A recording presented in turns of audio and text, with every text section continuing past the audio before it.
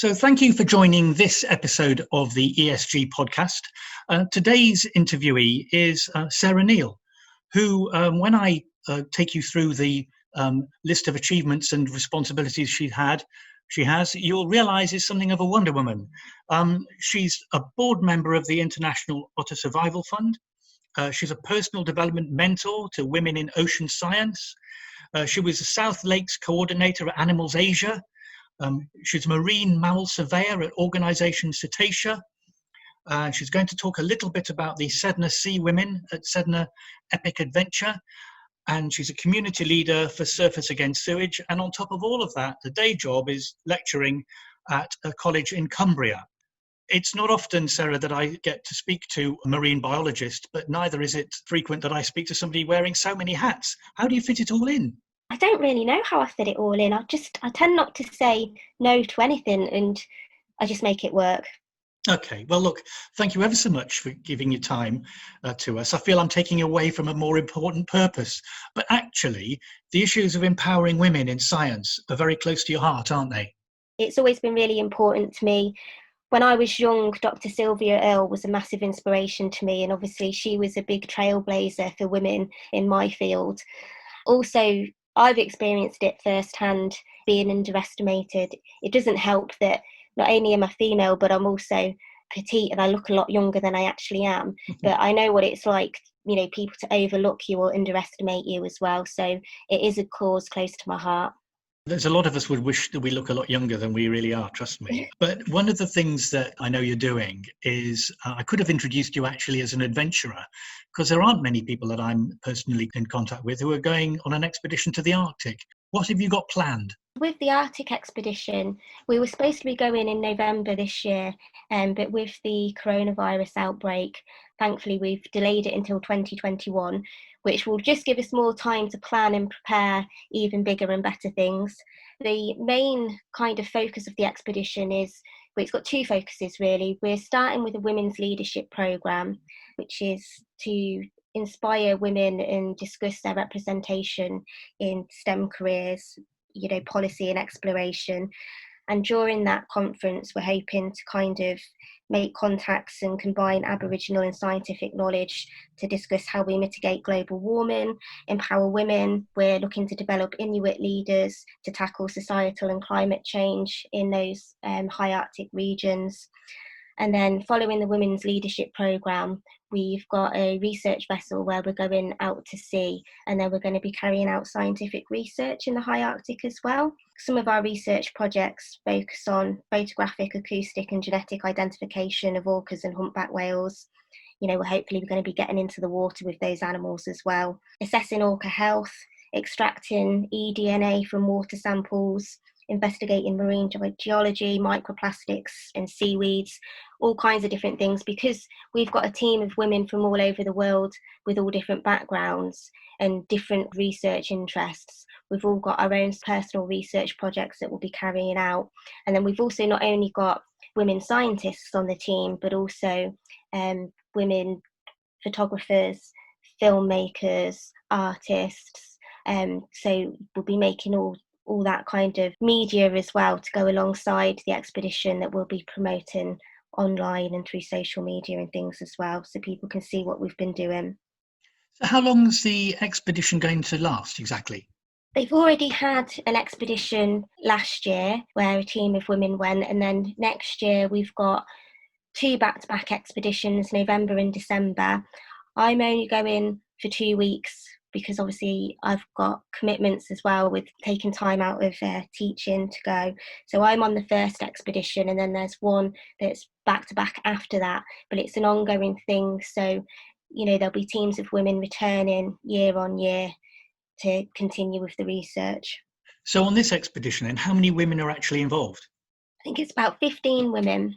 Interesting. Do you think it's easy to pursue a career in science and technology, engineering or maths, i.e. STEM, if you're a woman? I mean, what kind of advice do you give young women in particular if they ask, how did you get into it? I think it's gotten a lot easier, and I think, I've seen proof of this at Kendal College, We've got a big cohort where the majority is women, across the sciences at college. And also we've got more and more females taking courses like motor vehicle engineering, plumbing, construction. And, they're doing really, really well, taking it by storm and proving to be excellent student examples, not just for college, but other aspiring females as well. So I think with regards to education, it's quite, easy to go into pursuing a career in science. I think the industry after education can still be quite tough, but we are starting, to see the light where we're giving women more respect regarding their abilities and work ethics. And my advice really for women that want to pursue a career in science is to not let anybody put you off, and also say yes to every opportunity. Don't worry too much like I do about how you're going to fit it in or whatever. Say yes, and then it'll all come together and work it out afterwards. And don't be afraid to own your own contributions either and how important they are. I think sometimes people can shy away from, owning how valuable their contributions are, and women are renowned for doing that as well, and we shouldn't. Interesting. I was wondering now, with your capacity really as a marine conservationist, and perhaps thinking ahead to this trip that you're doing next year, you've seen at first hand under the water a lot of the challenges that people like David Attenborough have brought to our attention as well. But actually, it's easy to forget some of the things that are going on in the oceans because they're invisible to us on land, and often several thousands of miles away. So as a marine biologist, and without depressing us too much, what would you say are some of the biggest threats that we need to be aware of in terms of environmental awareness? Well, there's many threats actually that are really serious to the ocean, overfishing being one of them. Obviously, the way we fish these days is not sustainable, and we don't give fish stocks time to replenish themselves. Then you've got pollution, which comes in all manner of forms, not just your litter and your plastic, but even noise pollution as well. With British Divers Marine Life Rescue, we've seen mass strandings that have been caused by noise pollution, as well as chemicals in the water, microplastics as well that bioaccumulate up the food chain. And then also the fact that the ocean covers about 70% of our planet, yet only a tiny, tiny fraction is actually protected, only around 5%. And even when we have protective measures in place, they're often not adequately enforced. So many issues affecting the ocean.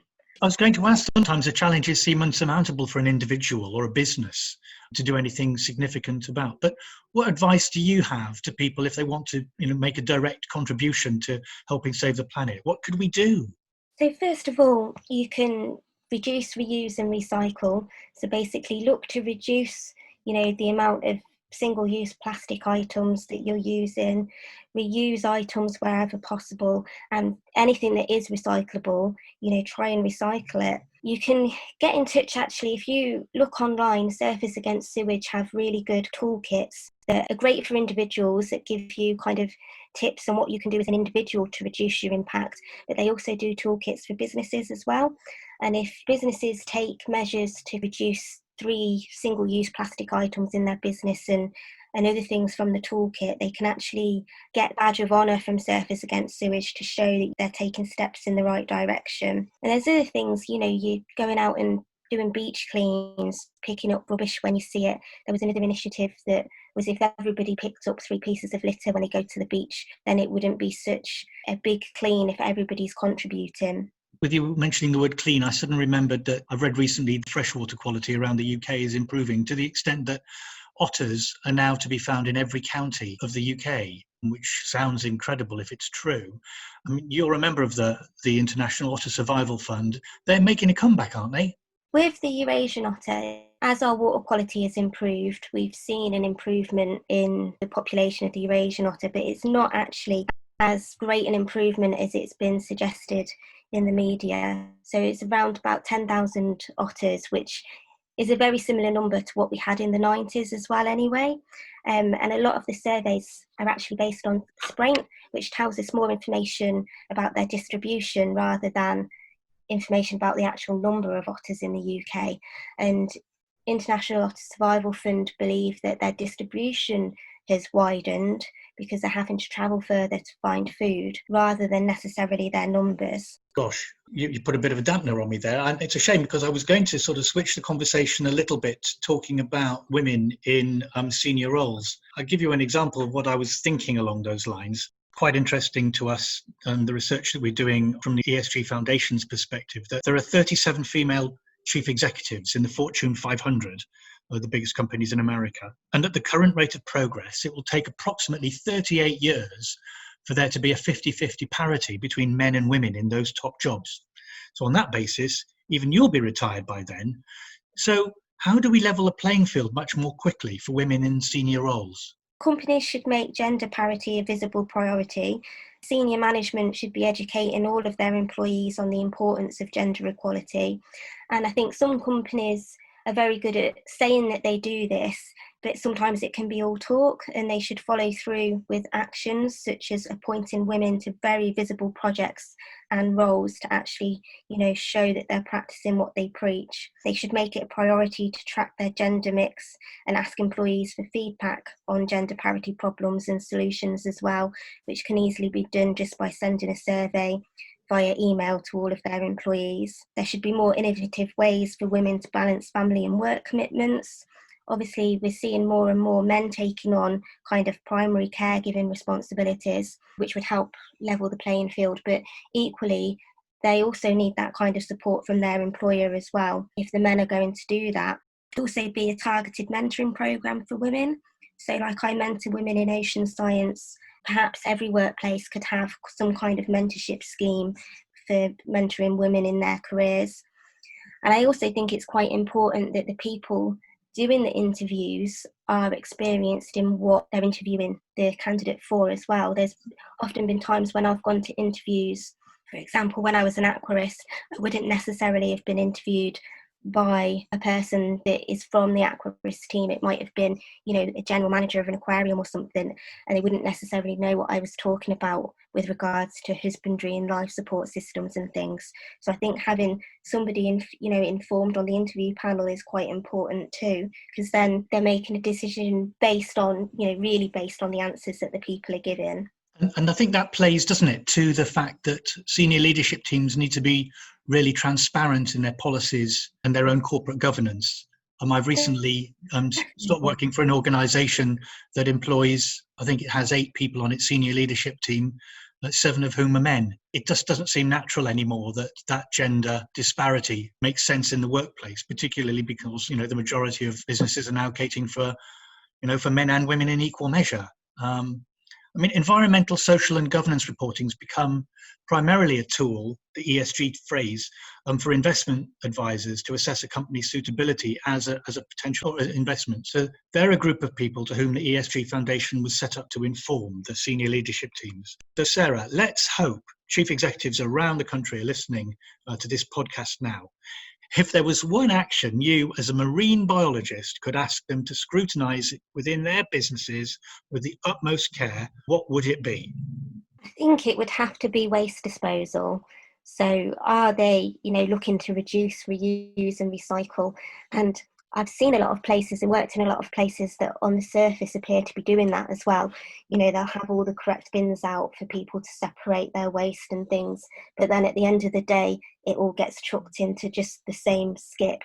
Waste disposal is really important, and making sure that they're actually doing it correctly and not on the surface as well. Are they educating their employees on the importance of waste disposal? That's another thing. Quite often it's not something that is talked about in the workplace, and people have just got an awareness of it from watching TV shows like Blue Planet 2 rather than having some training about it at work. Well, I'm absolutely delighted that you've agreed to become a special advisor to the ESG Foundation. And all I can say is that when you do go to the Arctic, I do sincerely hope you've taken videos or you share some video material with us that we can send to people who are watching the Foundation's recommendations, because I think it would be fantastic if we could join up together your awareness of what's going on in the ocean with people's personal experience. And I think they can only do that if we constantly remind them that we've all got a responsibility to reuse and recycle, whether it be at home or work. Thank you ever so much for making us think about those issues. We will revisit this, and I know before you go on your Arctic expedition, we'll do another podcast. But for the moment, at least, Sarah, thank you very much indeed for giving us an insight into your world. Thank you very much for having me.